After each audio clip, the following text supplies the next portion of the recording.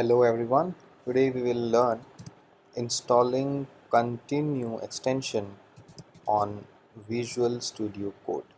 So this is our Visual Studio Code, and now we will go to the extensions. Sorry, this is the source control. We will go to the extension which is here.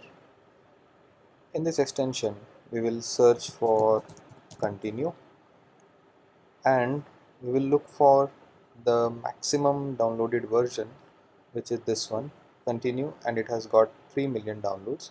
So we will click on this install button and it will install the continue open source AI code agent. So what does this continue do? It will use a AI model and will help in our coding, and it has been now installed and it is lying here. So this is the continue.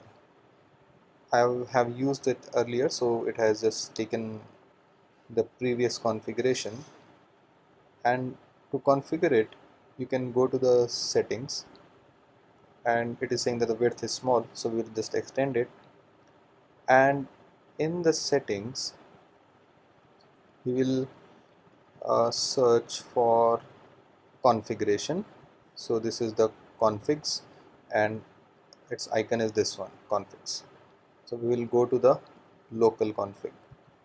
Now in this local config you have to set up the model name, provider, model, etc.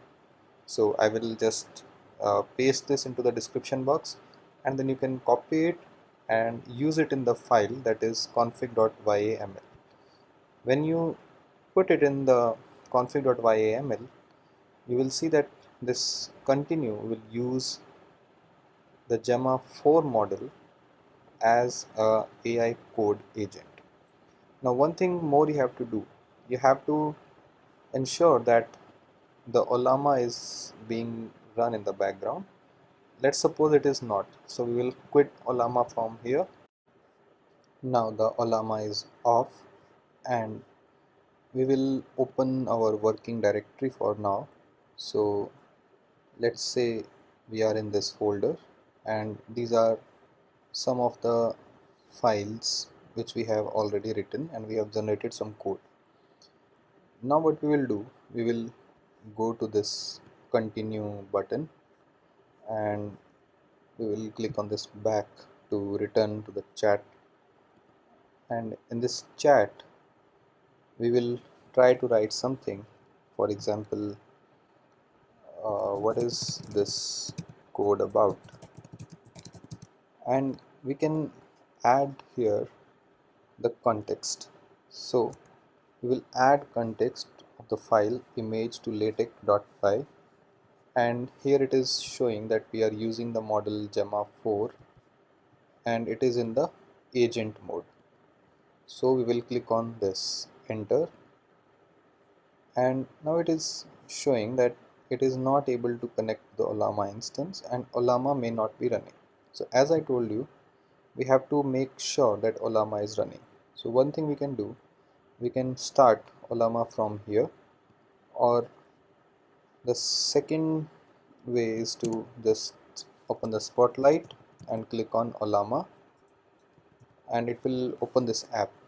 So ultimately we will get this interface only, and now on this interface if we type something like generate a poem, for example, so it will write a poem offline. And to check whether it is working offline, we can click on the Wi-Fi and we can just switch it off, and it is still working. So the Gemma4 app is working completely offline on my computer. And now if we see in this chat which is running in the Visual Studio Code, and we ask it that what is this code about, and we have given the context window as image to latex.py, and now if we hit enter, it is showing that it is generating something, and let's wait for some time because this AI is working inside my PC, and now we see that it has generated information about this Python file. What is this purpose, what it is using, and everything. Now all of this has happened offline in my own computer without the internet. So in this way you can use AI in your programming without the internet, using the ollama and using the model Gemma 4.